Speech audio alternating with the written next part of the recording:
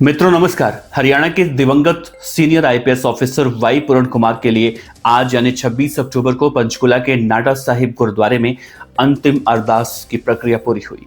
यहां पर गुरुवाणी के पाठ के दौरान पूरण कुमार की छोटी बेटी अमूल्या और शोक संदेश पढ़ते हुए पूरण कुमार के ससुर बी रतन सिंह की आंखों से आज आंसू निकल आए।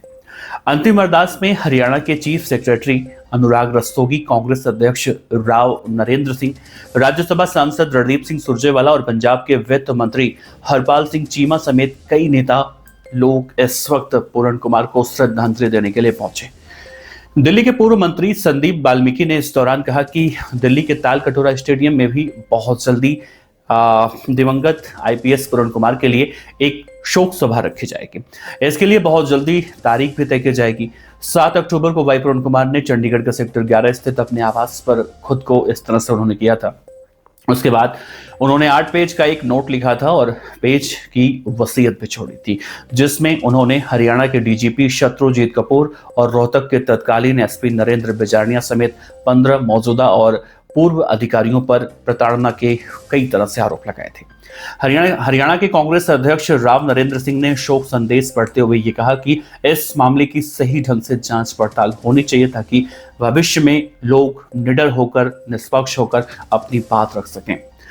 पंजाब विधानसभा के अध्यक्ष कुलतार सिंह रांधवा ने कहा कि हमारे परिवार का आज एक सदस्य चला गया है, लेकिन दबे कुचले लोगों के दिल में लड़ने की ललक जगा कर गया है। हम सभी इस तरह से इकट्ठा होकर लड़ेंगे तभी काम होगा।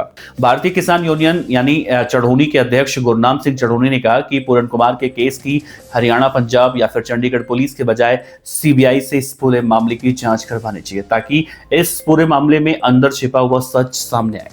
आईपीएस पूरण कुमार के ससुर भावुक हुए। इस दौरान पूरण कुमार के ससुर बी रतन सिंह ने शोक संदेश पढ़ा और इस शोक सभा में, जैसा मैंने जिक्र किया, कई दिग्गज नेता, चाहे वो उदित राज हों, पंजाब विधानसभा के स्पीकर कुलतार सिंह संधावा हों, सब लोग वहां पर शोक संदेश पढ़ते हुए दिखाई दिए। तो वहीं हरियाणा सीएम के ओएसडी बीबी भारती ने भी शोक संदेश पढ़ा।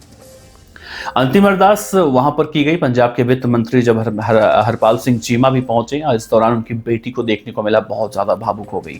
राज्यसभा सांसद रणदीप सिंह सुरजेवाला भी श्रद्धांजलि देने के लिए पहुंचे थे। कांग्रेस के बड़े दिग्गज नेता हैं, यानी कि आज देखें तो एक तरह से कहें कि अंतिम संस्कार के बाद जब इस तरह से शोक सभा रखी गई थी तो यहाँ पर चाहे वो महिलाएं हों चाहे जो हों, अमनीत पी कुमार से सब लोग मिल रहे थे। एडिशनल चीफ सेक्रेटरी थे अनुपमा, वो भी वहाँ पर दिखाई दी। इस पूरे मामले में या इस पूरे शोक सभा में देखें, बड़े बड़े दिग्गज हस्ती वहाँ पर दिखाई दी और सबकी एक ही मांग है कि दिवंगत आईपीएस वाई पूरण कुमार के केस के पीछे आखिर मास्टरमाइंड कौन है, क्योंकि जितनी तस्वीरें भी दिखाई जा रही हैं वो तस्वीरें ऐसे तो नहीं हैं, हो सकता है कुछ इसके पीछे कहानी हो। अब देखिए, साफ तौर से इस पूरे मामले में देखा गया है कि कई ऐसे फैक्ट हैं जिन पर अब अलग अलग, चाहे वो एससी आयोग हो या फिर चंडीगढ़ की पुलिस हो जो इस पूरे मामले में जांच पड़ताल कर रही है, वो अब सबूत मांग रही है। आईपीएस अमिताभ ढिल्लों के खिलाफ इस मामले में देखने को मिला 29 अगस्त 2024 को एक नई शिकायत की कॉपी मांगी गई है और इसके बारे में पूरण कुमार ने भी लास्ट नोट में लिखा था और इस शिकायत पर कोई कार्रवाई उनकी नहीं हुई। राष्ट्रीय अनुसूचित जाति आयोग की तरफ से जो लेटर मांगा गया है, इस आधार पर एफआईआर दर्ज करने के लिए फिलहाल कोई कार्रवाई अभी नहीं दिखाई दी है।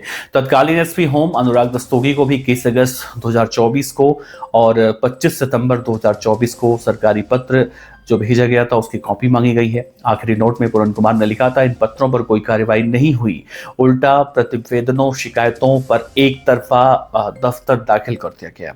शिकायतकर्ताओं को बयान या फिर दस्तावेज देने का कोई मौका दिया ही नहीं गया।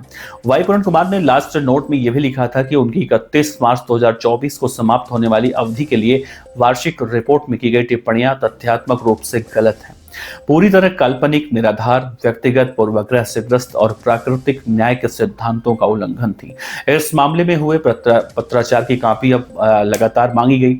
पंचकुला के नाडा साहिब गुरुद्वारा में जिस तरह से देखा गया कि अंतिम अरदास के आयोजन में पूरे हरियाणा से करीब 15,000 लोगों के आने की यहाँ पर उम्मीद जताई गई थी और कहीं ना कहीं वो भीड़ दिखाई दी। कमेटी के लीगल एडवाइजर ओपी इंदल हैं, इस समय वही सब कुछ देख रहे हैं। हरियाणा के सभी आईएएस और आईपीएस अधिकारियों की आने की संभावना जता रहे थे और इस अंतिम अरदास के आयोजन की जो तारीख थी, जैसा मैंने शुरू में ही जिक्र किया था आपको, 31 मेंबरी कमेटी ने तय किया था और इसी मुद्दे को अब राष्ट्रीय स्तर पर लेके जाया जाएगा और इसके लिए ऑल इंडिया लेवल पर एक कमेटी का और गठन होगा और इस कमेटी में राष्ट्रीय स्तर के समाज से जुड़े कई नेताओं को भी जोड़ा जाएगा।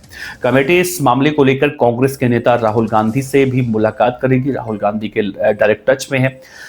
इस मामले में जो लीगल एडवाइजर हैं ओपी इंदल, उन्होंने कहा है कि वर्ल्ड बैंक को एक चिट्ठी लिखेंगे और ये भी कहेंगे सरकार हमारे पैसों का इस्तेमाल हमारे ही समाज के खिलाफ कर रही है। ऐसे में कमेटी वर्ल्ड बैंक को लेटर लिखकर सरकार को दिए जाने वाले पैसों पर रोक लगाएगी और जो पहले पैसे दिए जा चुके हैं उन पैसे को वापस करने की भी बात उसमें कही जाएगी।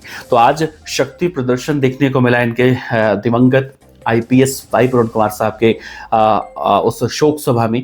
अब ठीक ऐसी ही शोक सभा दिल्ली के ताल कटोरा स्टेडियम में रखी जाएगी। दिल्ली सरकार के पूर्व मंत्री संदीप वाल्मीकि ने यह बात कही है। आप सोचिए, ये केस जितना ही तो कहीं ना कहीं दबाने की कोशिश की जा रही थी, अब ये केस और भी ज्यादा उछल रहा है। आज के इस शोक सभा में पूरा दिख गया कि आने वाले समय में किस तरह से नेशनल लेवल पर कमेटी बनाने की बातें की जा रही हैं और एक ईमानदार ऑफिसर दिवंगत आईपीएस वाई पुरण कुमार को इंसाफ दिलाने के लिए आप लोग बढ़ चढ़कर आज आते दिखाई दिए। फिलहाल अब आगे देखना होगा इस केस में क्या होगा। आज अंतिम शोक सभा में जो बातें हुई वो मैंने आपको बताई। अपने विचार आप रख सकते हैं मित्रों। नमस्कार, जय हिंद।